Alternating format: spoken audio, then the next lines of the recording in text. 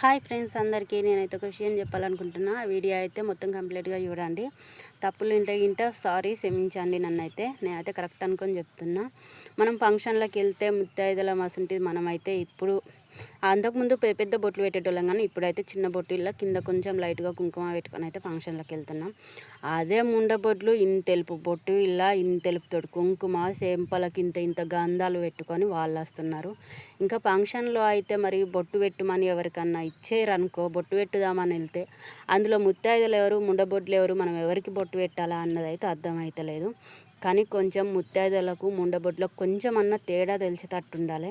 ఎందుకు అంటే మనం ముత్తైదులము వాళ్ళకు బొట్టు పెడితే అంత మంచిది కాదు.